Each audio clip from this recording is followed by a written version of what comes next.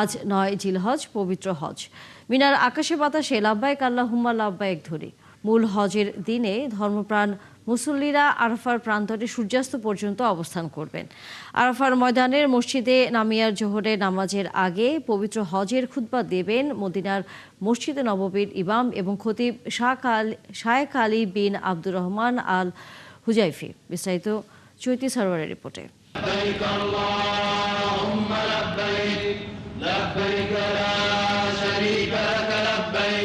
বিশ্ব মুসলিমের মহাসম্মেলন পবিত্র হজ। বিশ্বের বিভিন্ন দেশ থেকে আগত লাখো ধর্মপ্রাণ মুসলমান আরাফার ময়দানে সমবেত হয়ে লাব্বাইক আল্লাহুম্মা লাব্বাইক ধ্বনিতে মুখরিত করে তুলেছেন পুরো এলাকা। ৯ জিলহজ ফজরের পর ঐতিহাসিক আরাফার ময়দানে উপস্থিত হয়েছেন মুসল্লিরা। এবছর আরাফার ময়দানের মসজিদে নামিরায় পবিত্র হজের খুতবা দিচ্ছেন মদিনার মসজিদে নববীর ইমাম ও খতিব শায়েখ আলী বিন আব্দুর রহমান আল হুজাইফি। সূর্যোদয় থেকে সূর্যাস্তের পর কিছু সময় পর্যন্ত আরাফাতের ময়দানে অবস্থান করবেন হাজিরা, মগ্ন থাকবেন আল্লাহর ধ্যানে। সূর্য অস্ত যাওয়ার পরে মাগরিবের নামাজ আদায় না করে আরাফাতের ময়দান থেকে মুজদালিফার উদ্দেশ্যে রওনা দেবেন তারা। সেখানে মাগরিব ও এশার নামাজ একসাথে আদায় করে খোলা আকাশের নিচে রাত যাপন করবেন। মুজদালিফা থেকেই মিনায় শয়তানকে প্রতীকী পাথর নিক্ষেপের জন্য কঙ্কর সংগ্রহ করা হবে। এরপর ১০ জিলহজ মিনায় গিয়ে হাজিদের ধারাবাহিকভাবে কয়েকটি গুরুত্বপূর্ণ আনুষ্ঠানিকতা সম্পন্ন করতে হবে। প্রথমে জামারাতে শয়তানকে প্রতীকী পাথর নিক্ষেপ, এরপর পশু কোরবানি, মাথা মুন্ডন বা চুল ছাঁটা এবং পরে মক্কায় গিয়ে তাওয়াফের জিয়ারত সম্পন্ন করবেন হাজিরা। পরবর্তী দিনগুলোতেও মিনায় অবস্থান করে ৩ জামারাতে পাথর নিক্ষেপের আনুষ্ঠানিকতা পালন করা হবে। সবশেষে বিদায়ী তাওয়াফের মাধ্যমে সম্পন্ন হবে পবিত্র হজের আনুষ্ঠানিকতা। কাবা শরীফ ৭ বার তাওয়াফ করে হাজিরা শেষ করবেন তাদের জীবনের অন্যতম শ্রেষ্ঠ ইবাদত পবিত্র হজ। সৌদি কর্তৃপক্ষ জানিয়েছে, এবারের হজে অংশ নিতে বিশ্বের ১৬০টিরও বেশি দেশ থেকে ১৬ থেকে ১৮ লাখ মুসল্লি সৌদি আরবে এসেছেন। চৈতি সরওয়ার, ৭১। টানা ৩ বছর পবিত্র হজ পালনের সুযোগ থেকে বঞ্চিত হল গাজার হাজারো মুসলমান। যুদ্ধ, বাস্তুচ্যুতি ও সীমানা বন্ধ থাকায় সৌদি আরবে যেতে পারছেন না নিবন্ধিত হজযাত্রীরা। ইতিমধ্যে হজের অপেক্ষায় থাকতে ৭১ জন ফিলিস্তিনির মৃত্যু হয়েছে। বিস্তারিত জানাচ্ছেন মনিরুজ্জামান বাবু।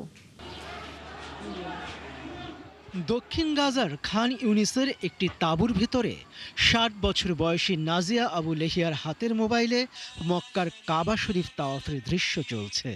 বিষণ্ণ চোখে তিনি সেই স্ক্রিনের দিকে তাকিয়ে আছেন। ১ বছর আগে হারিয়েছেন স্বামীকে।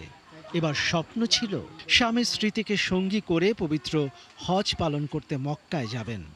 যুদ্ধ শুরুর আগে লটারিতে নামও এসেছিল এই দম্পতির, কিন্তু অবরুদ্ধ গাজা উপত্যকার সীমান্ত আর ভাগ্যের নির্মম পরিহাসে আজ তিনি এক শরণার্থী তাঁবুর বাসিন্দা। যুদ্ধের আগেই হজের জন্য আমাদের নাম নির্বাচিত হয়েছিল। এরপর এখানে যুদ্ধ শুরু হলো এবং তা আমাদের জন্য এক বিরাট বাধা হয়ে দাঁড়ালো। আমার কেবলই ভয় হয়, হজের আকুতি বুকে নিয়েই হয়তো আমিও স্বামীর মতো দুনিয়া ছেড়ে চলে যাব। বিশ্বের বিভিন্ন দেশ থেকে মুসল্লিরা যখন সৌদি আরবে হজ পালনের জন্য জড়ো হচ্ছেন, তখন গাজার বহু মানুষ যুদ্ধ, অবরোধ ও সীমান্ত নিষেধাজ্ঞার কারণে উন্মুক্ত কারাগারে অসহায় বন্দি জীবন পার করছেন। গাজার ধর্ম বিষয়ক মন্ত্রণালয় জানিয়েছে, সৌদি আরবের সঙ্গে চুক্তি অনুযায়ী প্রতি বছর ৬,৬০০ জনের হজ কোটা পায় ফিলিস্তিন। এই কোটার প্রায় ৩৮% বরাদ্দ থাকত গাজার মুসলিমদের জন্য। তবে বিগত ৩ বছর ধরে ইসরায়েলি গণহত্যার কারণে গাজার মুসলিমরা হজে যেতে পারেননি। ২০১৩ সাল থেকে লটারিতে নির্বাচিত ২,৪৭৩ জন গাজাবাসী এখনও হজে যাওয়ার অপেক্ষায়। তাদের মধ্যে ৭১ জন ইসরায়েলি হামলা বা স্বাভাবিক কারণে মারা গেছেন। যুদ্ধের আগে গাজার হজযাত্রীরা সাধারণত রাফা ক্রসিং হয়ে মিশরে যেতেন, এরপর সেখান থেকে কায়রো হয়ে সৌদি আরবে। তবে ২০২৪ সালের মে মাসে রাফা সীমান্তের ফিলিস্তিনি অংশ দখলে নিয়ে বন্ধ করে দিয়েছে ইসরায়েল। ফলে বাইরের বিশ্বের সঙ্গে গাজাবাসীর সরাসরি যোগাযোগ কার্যত বন্ধ। যুদ্ধ আর সীমানার বেড়াজাল ভেঙে কবে নাগাদ অবরুদ্ধ গাজাবাসী আবারও পবিত্র মক্কার মাটিতে পা রাখতে পারবেন সেই উত্তর জানা নেই কারো। তবে নাজিয়াদের মতো হাজারো ফিলিস্তিনের আকুল প্রার্থনা, সব বাধা পেরিয়ে একদিন তারা ঠিকই পূরণ করতে পারবেন আজীবনের লালিত স্বপ্ন। মনিরুজ্জামান বাবু, একাত্তর। ভিন্ন প্রসঙ্গ, যুদ্ধবিরতির মধ্যে ইরানে নতুন করে বিমান হামলা চালিয়েছে যুক্তরাষ্ট্র। ইরানের ক্ষেপণাস্ত্র ঘাঁটি এবং সমুদ্র পথে মাইন স্থাপনের চেষ্টা করা স্পিডবোটগুলোকে লক্ষ্য করে এই হামলা চালানো হয়। যুদ্ধবিরতি লঙ্ঘন করে হামলা হলেও শান্তি আলোচনা চালিয়ে যাচ্ছে ওয়াশিংটন ও তেহরান। যুক্তরাষ্ট্র যেভাবেই হোক হরমুজ প্রণালীতে জাহাজ চলাচল স্বাভাবিক অবস্থায় ফিরিয়ে আনবে বলে আশ্বস্ত করেছেন মার্কিন পররাষ্ট্রমন্ত্রী মার্কো রুবিও। আরও জানাচ্ছেন আরফাত ইসলাম। চলমান শান্তি চুক্তি নিয়ে আলোচনার মধ্যেই ইরানে আবারও হামলা চালালো মার্কিন সামরিক বাহিনী। 6 সপ্তাহের যুদ্ধবিরতি লঙ্ঘন করে এদিন মার্কিন বাহিনী ইরানের দক্ষিণাঞ্চলীয় উপকূলে হামলা চালায়। গুরুত্বপূর্ণ বন্দর আব্বাস সহ দেশটির উপকূলবর্তী কয়েকটি এলাকায় দফায় দফায় বিস্ফোরণের শব্দ শোনা যায়। ইরানের ক্ষেপণাস্ত্র উৎক্ষেপণ কেন্দ্র, মাইন পেতে রাখার কাজে ব্যবহৃত নৌযানগুলোকে লক্ষ্য করে আত্মরক্ষামূলক এই হামলা চালানো হয়েছে বলে দাবি করে সেন্টকম। হামলার খবরটি নিশ্চিত করেছে ইরানের সংবাদ সংস্থাগুলো। তবে এ ঘটনার এখনো কোনো প্রতিক্রিয়া জানায়নি তেহরান। সোমবার গভীর রাতে একাধিক বিস্ফোরণের শব্দ শোনা গেছে বলে জানিয়েছে ইরানের বার্তা সংস্থা ফার্স নিউজ। সোমবারের এই হামলার বিষয়ে উল্লেখ করে মার্কিন পররাষ্ট্রমন্ত্রী মার্কো রুবিও বলেন, যে কোনো অবস্থাতেই হোক হরমুজ প্রণালী খুলে দিতেই হবে। মঙ্গলবার দিল্লি সফরকালে এই কথা বলেন তিনি। যা হচ্ছে তা একেবারেই অবৈধ। এটি পুরো বিশ্বের জন্য অনিশ্চয়তা তৈরি করেছে। এটা মেনে নেওয়া যায় না। কোনো দেশই এটা করতে পারে না। এমনকি রাশিয়া আর চীনও হরমুজে টোল দেওয়ার পক্ষে না। ইরান ছাড়া কোনো দেশ নেই যারা এই টোলের পক্ষে আছে। তাই তাদেরকে অবশ্যই টোল ছাড়াই হরমুজ খুলে দিতে হবে। অন্যদিকে ইরানের পার্লামেন্ট স্পিকার বাঘের গালিবাফ এবং পররাষ্ট্রমন্ত্রী আব্বাস আরাকচি সহ উচ্চ পর্যায়ের ইরানি প্রতিনিধি দল কাতারে পৌঁছেছে বলে জানিয়েছে ইরানি গণমাধ্যম। সেখানে শান্তি চুক্তি বিষয়ে গুরুত্বপূর্ণ আলোচনার কথা রয়েছে। আরাফাত ইসলাম, একাত্তর। ইরানে আবারও ইন্টারনেট চালু করার নির্দেশ দিয়েছেন দেশটির প্রেসিডেন্ট মাসুদ পেজেশকিয়ান। মার্কিন ইসরায়েল হামলায় 87 দিন পর সোমবার দেশটির রাষ্ট্রীয় বার্তা সংস্থা এ তথ্য জানায়। তবে কিভাবে এবং ঠিক কবে থেকে ইরান আবার পুরোপুরি ইন্টারনেট ব্যবহার করে ব্যবস্থার সাথে যুক্ত হবে সেই বিষয়ে এখনও বিস্তারিত কিছু জানানো হয়নি। ইন্টারনেট পর্যবেক্ষণকারী প্রতিষ্ঠান নেটব্লকস জানিয়েছে, গত 87 দিন ধরে অধিকাংশ ইরানি নাগরিক বৈশ্বিক ইন্টারনেট ব্যবহার থেকে বিচ্ছিন্ন ছিলেন। কেবলমাত্র সীমিত সংখ্যক মানুষ ব্যয়বহুল ও উন্নত ভিপিএন এর মাধ্যমে নিষেধাজ্ঞা এড়িয়ে ইন্টারনেট ব্যবহারের সুযোগ পেয়েছেন। দক্ষিণ লেবাননে ইসরায়েলি বিমান ও ড্রোন হামলায় অন্তত 3 জন নিহত হয়েছে। এছাড়া চলমান সংঘাতে প্রাণ হারিয়েছেন এক ইসরায়েলি সেনা সদস্য। ইসরায়েলের প্রতিরক্ষা বাহিনী আইডিএফ জানিয়েছে, হিজবুল্লাহর বিস্ফোরক বহনকারী ড্রোন হামলায় নিহত হয়েছেন 19 বছর বয়সী সার্জেন্ট নেহরাই লাইজার। নিহত সেনা সদস্য ইঞ্জিনিয়ারিং ইউনিটের 601 ব্যাটালিয়নের সদস্য ছিলেন। প্রাথমিক তথ্য অনুযায়ী হিজবুল্লাহর ছোড়া একটি বিস্ফোরক ড্রোনের আঘাতে তিনি নিহত হন। এদিকে সোমবার সকালে লেবাননে চলন্ত যানবাহন লক্ষ্য করে হামলা চালায় ইসরায়েলি বাহিনী। এতে ঘটনাস্থলেই প্রাণ হারান 3 জন। তবে এ হামলার কিছুক্ষণ পরেই দক্ষিণ লেবাননের অন্তত 10টি গ্রামের বাসিন্দাদের ঘর বাড়ি ছাড়ার নির্দেশ দেয় ইসরায়েলি সেনাবাহিনী। ভারতের দক্ষিণাঞ্চলীয় রাজ্য তেলেঙ্গানায় টানা তাপপ্রবাহে গত কয়েকদিনে 16 জনের মৃত্যু হয়েছে। এক বিবৃতিতে তেলেঙ্গানা প্ল্যানিং সোসাইটি জানিয়েছে, রাজ্যের 33টি জেলার মধ্যে 16টি তাপপ্রবাহের কবলে। এর মধ্যে 60টি জেলাতে মৃত্যুর ঘটনা ঘটেছে। এই জেলাগুলোতে তাপমাত্রা 46 ডিগ্রি ছাড়িয়ে গেছে। জারি করা হয়েছে জরুরি স্বাস্থ্য সতর্কতা। স্থানীয় আবহাওয়া অফিস জানিয়েছে, আরও 2-3 দিন এই তাপপ্রবাহ অপরিবর্তিত থাকতে পারে। এর আগে গত শুক্রবার প্রকাশিত বিশ্বের 50টি তপ্ত শহরের তালিকায় তেলেঙ্গানার বেশ কয়েকটি শহর ছিল। ক্যান্সারের চিকিৎসায় বড় ধরনের সাফল্যের দাবি করেছে রাশিয়া। প্রাথমিক ট্রায়ালে 3 ধরনের ক্যান্সার নিরাময়ে অসাধারণ কাজ করেছে অ্যারেইমা নামের ওষুধ। ট্রায়ালের সাফল্যের পর এবার সম্পূর্ণ নিজের প্রযুক্তিতে অ্যারেইমা উৎপাদনে নেমেছে পুতিনের দেশ। বিস্তারিত ওরিসুল ইসলামের প্রতিবেদনে। মারণব্যাধি ক্যান্সারের চিকিৎসায় দিনরাত এক করে ওষুধ আবিষ্কারের চেষ্টা চালিয়ে যাচ্ছেন বিশ্বের চিকিৎসা বিজ্ঞানীরা। কোনো দেশ সফলতা পাওয়ার দাবিও করেছে।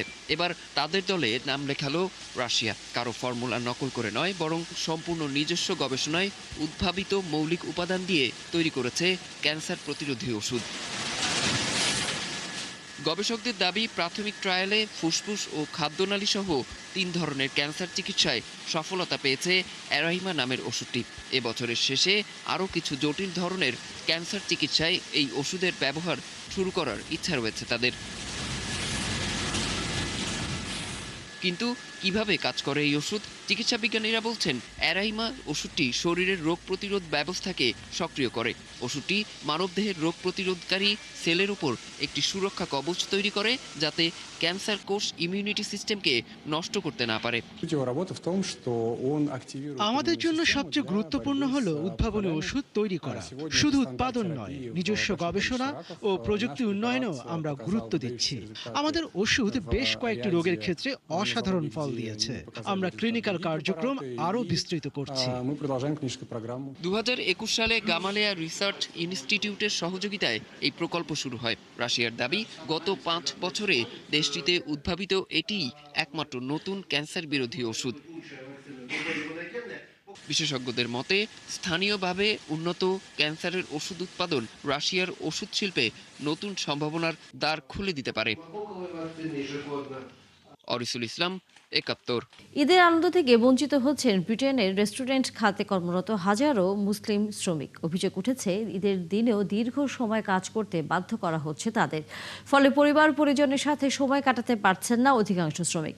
এ পরিস্থিতিতে ঈদের ছুটি নিশ্চিতের দাবিতে লন্ডনে সমাবেশ ও মানববন্ধন করেছেন রেস্টুরেন্ট শ্রমিক, সমাজকর্মী ও মানবাধিকার কর্মীরা। শ্রমিকদের দাবি, ধর্মীয় উৎসবে পরিবারের সাথে সময় কাটানোর অধিকার নিশ্চিত করতে হবে। আরও জানাচ্ছেন আরিফ মাহফুজ। ব্রিটেনে ব্রিটিশ বাংলাদেশিদের মালিকানাধীন রেস্টুরেন্টে কাজ করছেন লক্ষাধিক মুসলিম কর্মী। সারা বছর কাজ করে তারা ক্লান্ত। ঈদের আনন্দ সবার জন্য হলো বাস্তবতা ভিন্ন রেস্টুরেন্ট খাতের অনেক মুসলিম শ্রমিকদের জন্য। বছরের সবচেয়ে বড় ধর্মীয় উৎসবও ছুটি মিলছে না তাদের। দীর্ঘ 20 বছর ধরে ঈদের ছুটির দাবিতে মানববন্ধন ও সমাবেশ করছেন রেস্টুরেন্ট কর্মী, সামাজিক ও মানবাধিকার কর্মীরা। Eid holidays are a basic human necessity and entitlement. Muslim restaurant কর্মীদের দাবির সাথে একাত্মতা পোষণ করে রাস্তায় নেমেছেন সমাজকর্মী ও পেশাজীবীরা। বলতে গেলে ছুটির কথা তারা কল্পনাই করতে পারেন না। অসংখ্য নারীরা তারা আমাদেরকে বলে থাকেন যে যারা রেস্টুরেন্ট কর্মীরা আছেন তাদের হাজবেন্ডের ছুটি না থাকার কারণে তারা ঈদটা নিরানন্দ হয়ে যায়। যারা মুসলিম ব্যবসায়ী রয়েছেন এবং তাদেরকে বলবো যে আপনারা ঈদের দিন দয়া করে ছুটি যদি দেন ভালো হয়। সামাজিক রীতিনীতিতে ঈদের ছুটিটা খুবই জরুরি। এ নিয়ে বেশিরভাগ রেস্টুরেন্ট মালিক কথা বলতে না চাইলেও কিছু রেস্টুরেন্ট মালিক জানিয়েছেন, ভিন্ন ধর্মের কর্মচারী নিয়োগ দিয়ে মুসলিম শ্রমিকদের ঈদের ছুটি দেয়া যেতে পারে। রেস্টুরেন্ট খোলা থাকবে, বাট কোনো মুসলমান ধর্মের কেউ থাকবে না, অন্য ধর্মের লোকের দিয়ে অফিস চালানোর চেষ্টা করবে। মুসলিম শ্রম অধিকার নিয়ে নতুন করে প্রশ্ন তুলেছে এই বিক্ষোভ। এখন দেখার বিষয়, সংশ্লিষ্ট মালিক পক্ষ মুসলিম শ্রমিকদের ঈদের ছুটির এই দাবির বিষয়ে কি পদক্ষেপ নেবে। আরিফ মাহফুজ, 71, লন্ডন। এই ছিল এখনকার আয়োজনে বিশ্বের আরও নতুন কিছু খবর ও বিশ্লেষণী। আগামীকাল সকাল 9:30টায় আবারও হাজির হবে বিশ্বযোগ। সরাসরি সংবাদ অনুষ্ঠান দেখতে চোখ রাখুন 71-এর ফেসবুক পেজে এবং সাবস্ক্রাইব করুন 71-এর ইউটিউব চ্যানেল। থাকুন 71-এর সাথে।